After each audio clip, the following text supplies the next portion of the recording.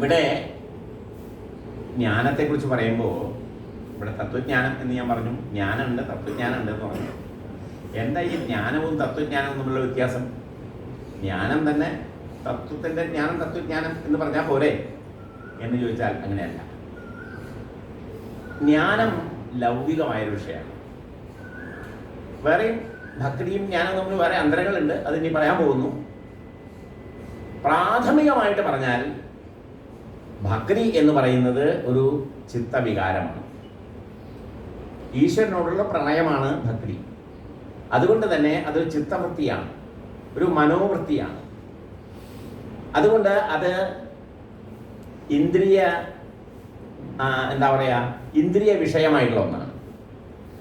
ഇന്ദ്രിയം കൊണ്ട് ഗ്രാഹ്യമല്ല, ഇന്ദ്രിയ ഗ്രാഹ്യം ഒക്കെ പറഞ്ഞാൽ എല്ലാവർക്കും മനസ്സിലാവും ഇല്ലേ? ഇന്ദ്രിയ ഗ്രാഹ്യം, മനസ്സ് അല്ലെങ്കിൽ അന്ധകരണം എന്ന് പറയുന്ന നമ്മുടെ ആന്തരിന്ദ്രിയം, വിഷയങ്ങളെ ഗ്രഹിക്കാനുള്ള ഇന്ദ്രിയം ഏതാണോ നമ്മുടെ ഉള്ളിലുള്ളത്, അറിവിനെ സമ്പാദിക്കാനുള്ളത്, അതുകൊണ്ട് ഗ്രഹിക്കാൻ പറ്റുന്നതാണ് ഈ രീതി. മനസ്സുകൊണ്ടെന്ന് പറയാം, കാരണം മനസ്സിലെ മനോവൃത്തികളാണല്ലോ ഇതൊക്കെ. ചിത്തവൃത്തികൾ എന്നോ മനോവൃത്തികൾ. വാസ്തവത്തിൽ മനസ്സും ചിത്തവും രണ്ട് സാധനമാണ്. അത് പര്യായമായിട്ടൊക്കെ ആളുകൾ ഇപ്പോൾ നമ്മൾ മലയാളികളൊക്കെ ഉപയോഗിക്കുന്നുണ്ടെങ്കിലും സംസ്കൃതക്കാർ ഇത് കൂട്ടാക്കില്ല. സംസ്കൃതക്കാർ പറയും മനസ്സ് വേറെയാണ് ചിത്തം വേറെയാണ്. അതായത് അന്ധകരണത്തിന് 4 ഫംഗ്ഷനാണെന്നാണ് വേദാന്തികൾ പറയണത്. അതായത് മറ്റേ മനസ്സ്, ചിത്തം, ബുദ്ധി, അഹങ്കാരം. ഇങ്ങനെയാണ് 4 പറയണത്. ഒന്ന് നമ്മൾ സങ്കല്പ വികല്പമായിട്ടുള്ള വിഷയത്തെ ഗ്രഹിക്കുന്നതാണ്. മറ്റത് നിശ്ചയാത്മകമാണ് ബുദ്ധിയൊക്കെ. സ്മൃതി എന്ന് പറയുന്ന സ്മരണയാണ്. പണ്ട് നമ്മൾ മനസ്സിലാക്കിയ കാര്യങ്ങൾ വീണ്ടും ഓർമ്മയിലേക്ക് കൊണ്ടുവരിക, അതാണ് സ്മൃതിയാണ്. ഇങ്ങനെ ഈ 4 ഫംഗ്ഷൻ, ഒരു ഇന്ദ്രിയം തന്നെ 4 വ്യത്യസ്ത ഫംഗ്ഷൻ ഉള്ളതാണ് ഈ ആന്തരിന്ദ്രിയം എന്ന് പറയുന്നത്. അപ്പോൾ ഇതിന് ഫംഗ്ഷൻ വ്യത്യാസം കൊണ്ട് 4 പറയുക. എന്നാൽ ഇവിടെ നമ്മൾ സാധാരണ ചിത്തവും മനസ്സും ഒരു സിനോണിമസ് ആയിട്ട് അതൊരു പര്യായ പദമായിട്ട് നമ്മളതിനെ ഉപയോഗിക്കുന്നു മാത്രമേ ഉള്ളൂ. അപ്പോൾ ഇതിൽ ഇന്ദ്രിയഗ്രാഹ്യമായിട്ടുള്ളതാണ് ഭക്തി എന്ന് പറയുന്നത്. അതേസമയത്ത് ജ്ഞാനം അങ്ങനെയല്ല, തത്വജ്ഞാനം അങ്ങനെയല്ല.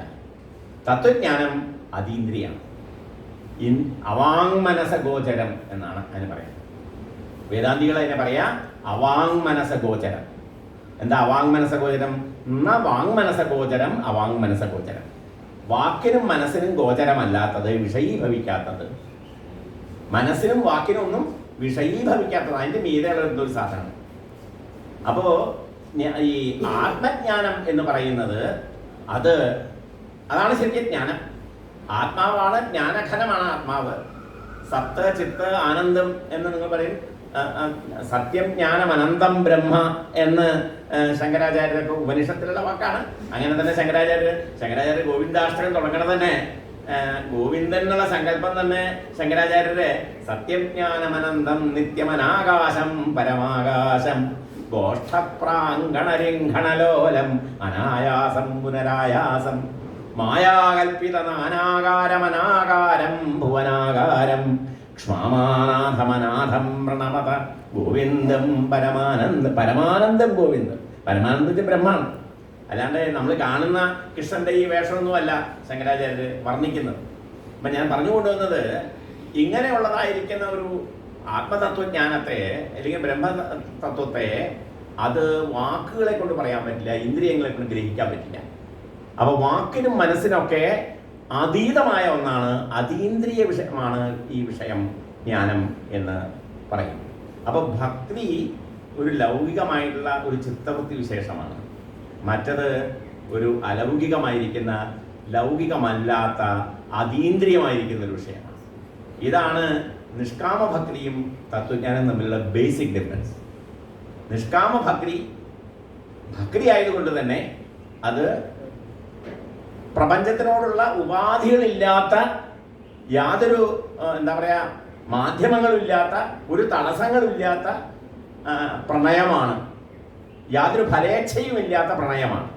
നമ്മളൊക്കെ ഒരാളെ ഇപ്പോൾ സ്നേഹിക്കുന്നുണ്ടെങ്കിൽ ആ സ്നേഹിക്കുന്ന എന്തെങ്കിലും നമുക്കിങ്ങനെ കിട്ടണം, നമ്മളെന്തെങ്കിലും കിട്ടാനായിട്ട് എന്തെങ്കിലും ആഗ്രഹിച്ചുകൊണ്ടാണ് മറ്റുള്ളവരെ സ്നേഹിക്കുക. യാതൊരു ഒരു പ്രതിഫലവും ഇച്ഛിക്കാതെ. അതാണ് അനാസക്തി യോഗം എന്ന് ഞാൻ പറഞ്ഞത്. അതിന് ശാസ്ത്രീയമായിട്ട് പറയുന്ന വാക്കാണ് അനാസക്തി യോഗം. ആ അനാസക്തി കൊണ്ടോടുകൂടി നമ്മൾ ഭഗവത് പ്രേമം നമ്മൾ അനുഷ്ഠിക്കുമ്പോൾ അപ്പോൾ അവിടെ പ്രപഞ്ചം മുഴുവൻ ഭഗവത് സ്വരൂപമാണ്. പ്രപഞ്ചം മുഴുവൻ ഭഗവത് സ്വരൂപമാണ്. അപ്പം ഇങ്ങനെ ബേസിക് ആയിട്ട് ഭക്തിക്കും ജ്ഞാനത്തിനും ഇങ്ങനെ ഡിഫറൻസ് ഉണ്ട്. ഭക്തി ഒരു ചിത്തവൃത്തിയാണ്, അത് ഇന്ദ്രിയം കൊണ്ട് ഗ്രാഹ്യമാണ്, ഗ്രഹിക്കാൻ പറ്റുന്നതാണ്. തത്വജ്ഞാനം എന്ന് പറയുന്നത് അല്ലെങ്കിൽ മറ്റേ അദ്വിതീയമായ ജ്ഞാനബോധം എന്ന് പറയുന്നത് അത് അതീന്ദ്രിയമായ വിഷയമാണ്.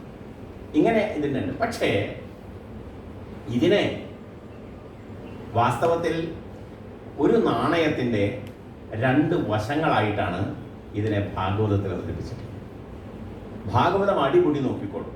നിഷ്കാമ ഭക്തിയും തത്വജ്ഞാനവും തമ്മിൽ യാതൊരു അന്തരവും നമുക്ക് അനുഭവപ്പെടില്ല.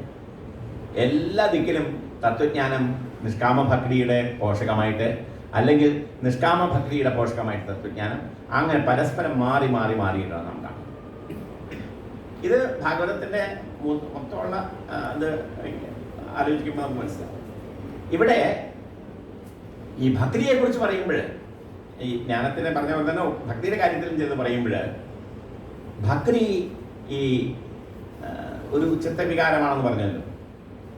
വലിയ ആലങ്കാരികന്മാരും വലിയ ശാസ്ത്ര പണ്ഡിതന്മാരൊക്കെ ഭക്തിയെക്കുറിച്ച് പറഞ്ഞിട്ടുള്ള ഇത് കേട്ടാൽ, ആനന്ദവർദ്ധൻ എന്ന് പറയുന്ന ഒരു സാഹിത്യ നിരൂപകൻ, സംസ്കൃതം വലിയൊരു പണ്ഡിതനുണ്ടായിരുന്നു.